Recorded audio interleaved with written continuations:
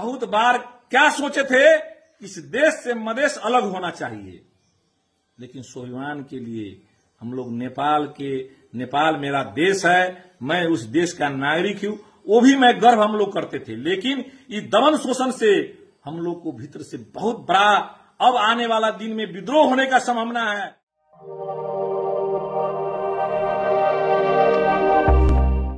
जय बिहार, जय नेपाल, जय भारत।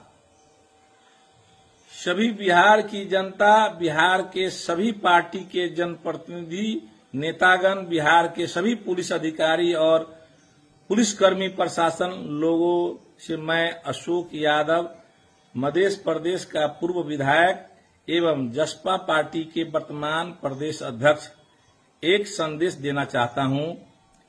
आप सभी को मालूम है कि नेपाल का भारत के साथ क्या संबंध है और मधेश में जनकपुर है, यहीं पर श्री राम जी का ससुराल है और मां जानकी का घर है।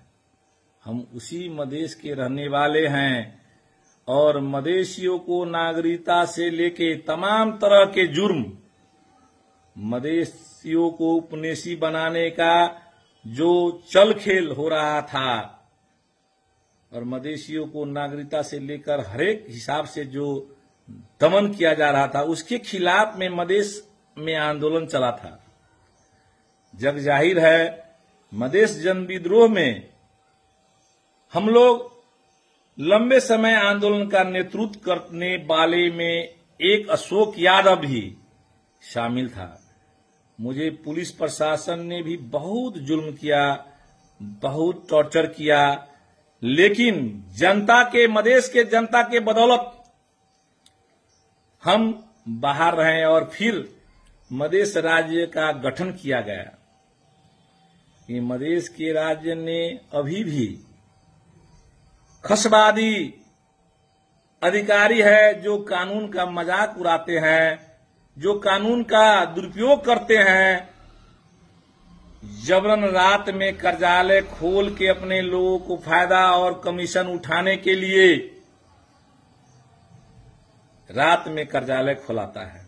मैं एक जनप्रतिनिधि हूं, जसपा का पूर्व विधायक हूं। जब जनता ने मुझे कहा रात्रि में कार्यालय खुलता है, मुझे विश्वास नहीं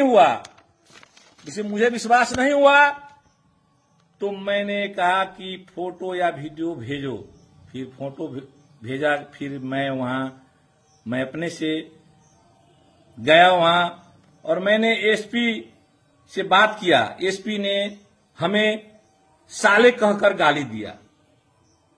गणतंत्र में जनता को बहुत सी ऐसी बात होती है कि अपना गुनाह, अपना समस्या सुनाता है, कहता है राज्य से, लेकिन इस तरह से मधेशियों को प्रति भेदभाव की बात करते हैं। ये जो पहाड़ी जो शासक जो कहते हैं खसवादी शासक, वो हम लोग को पहले से ही दमन शोषण के हिसाब से उस नजरिया से देखते हैं। स्वाभाविक सी बात है, मेरे मुंह से भी शब्द निकला, मैं एक आंदोलनकारी हूं। जिस तरह से भारत आजाद हुआ और आजादी से पहले एक आंदोलनकारी का क्या भूमिका होता है, वो क्या करते हैं। हम मधेसी आज भी आंदोलन की लड़ाई लड़ रहे हैं और आपको बता दें कि भारत में नेपाल के आंदोलनकारियों को शरण मिलता आ रहा है।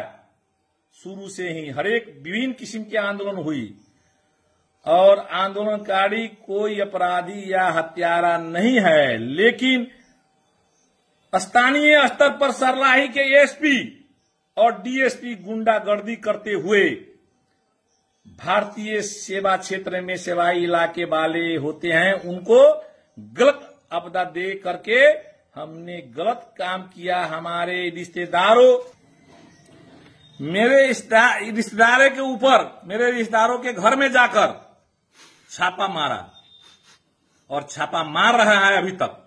अतः मैं बिहार सरकार से आग्रह एवं बिहार के सभी लोगों तथा जनप्रतिनिधि और पुलिस प्रशासन से आग्रह करता हूं कि ये विदेश का मामला है और राजनीतिक मामला है, और हम लोग आंदोलन की लड़ाई अभी तक लड़ रहे हैं, जनता की लड़ाई लड़ रहे हैं। भारत में हमारा शरण स्थल है, भारत का हमें सपोर्ट मिलना चाहिए, मिला है। और अगर भारत या बिहार के लोग ना होते तो हम लोगों को साथ और अधिक जुर्म होता। अतः आग्रह करते हैं कि जो वहां के एसपी और पुलिस है जिस तरह के झूठ फैला रहे हैं उन पर ध्यान न दे। अशोक यादव जनता की लड़ाई लड़ रहा हूं मैं। अशोक यादव भारत और नेपाल के अच्छे संबंधों की लड़ाई लड़ रहा हूं मैं। अशोक यादव भारत और नेपाल के निष्ठा की लड़ाई लड़ रहा हूं मैं। अशोक यादव श्री राम और मां जानकी जो धरोहर है उसके बचाने की लड़ाई लड़ रहा हूं मैं। अशोक यादव बिहार की जो बेटियां जो नेपाल में शादी होकर जाती है उनके और उनके बच्चों का नागरिकता नहीं बनता है, मैं उसकी लड़ाई लड़ रहा हूं। इसलिए अशोक यादव को बाहरी नहीं समझिए, और अशोक यादव को परिवार को जो बिहार में पुलिस वालों प्रशासन करते हैं, सीतामढ़ी के एसपी से बिहार के सीनियर पुलिस अधिकारी सभी से आग्रह करते हैं कि इस तरह के परेशानी न करे। नेपाल के एसपी के कहने पर कोई भी कदम नहीं उठाएं, क्योंकि वो एक नस्लीय भेदभाव करने वाले व्यक्ति है जो वर्षों से मधेश के ऊपर दमन और शोषण करते आ रहे हैं। खास करके जो हम लोग मधेश के आंदोलन में 63 साल से अभी तक अनवरत रूप में लड़ाई कर रहा हूं, हम लोग बहुत क्षति बेहुरे हैं, और आने वाले दिन में हम लोग उस क्षति से भी नहीं डरने वाला हूं, क्योंकि जो ये खसवादी शासक अभी भी चाह रहा है, हम लोग को जो इस संहिता आया, हम लोग को जो इतना संघर्ष करने के बाद में जो उपलब्धि मिला, उसे बहुत बड़ा अभी भी दमन शोषण उस पर लगा हुआ है, वो लोग कर रहा है। इसलिए मैं आग्रह कर रहा हूं, हम लोग को बेटी रोटी का संबंध, हम लोग कहते थे बेटी रोटी का संबंध है, हम लोग को बहुत सी बेटियां, बहुत सी भाई का शादी विवाह हम लोग को नेपाल और भारत में हो रहा है। लेकिन ये नस्लीय चिंतन करने वाले लोग जो खसवादी हम जिसको बोलते हैं, आज भी नेपाल में मधेशियों को दूसरे दर्जे का नागरिक वो कहता है। हम लोग बहुत बार क्या सोचे थे, इस देश से मधेश अलग होना चाहिए, लेकिन स्वाभिमान के लिए हम लोग नेपाल मेरा देश है, मैं उस देश का नागरिक हूं, वो भी मैं गर्व हम लोग करते थे। लेकिन इस दमन शोषण से हम लोग को भीतर से बहुत बड़ा अब आने वाला दिन में विद्रोह होने का संभावना है। हमारे सीके राव जी ने बिगुल फूका था कि स्वराज मधेश अलग हो, सही बात है, मधेश आज न कल अलग होगा।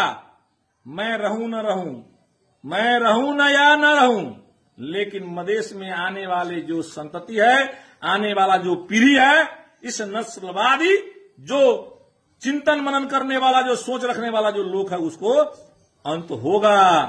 मैं कहकर जाता हूं, मुझे गम नहीं है, मैं मरने से नहीं डरता हूं। आज भी सुनते हैं कि ये एसपी और डीएसपी, मुझे हंसी भी आता है, मुद्दा पर मुद्दा दायर कर रहा है। मैं दिन में वीडियो बोला था, कहा था कि सैकड़ों मुद्दा दर्ता होने से भी मैं नहीं डरूंगा, जितना मुद्दा दर्ता करना है वो करो, लेकिन मैं राज्य से कहना चाहता हूं, इंसाफ मिलना चाहिए, न्याय मिलना चाहिए। न्याय को बंदी बना के रखिएगा तो अंत होगा। यही मैं कहकर मैं अपना आज का फिर ये शब्द मैं अंत करूंगा। फिर दूसरा एपिसोड में मैं आऊंगा, मैं बताऊंगा मधेश के जनता को, और वैसा गलत करने वाला को मधेश के जनता नहीं छोड़ेगा, ये मुझे पूरा विश्वास है। धन्यवाद। जय मधेश, जय बिहार, जय नेपाल, जय भारत।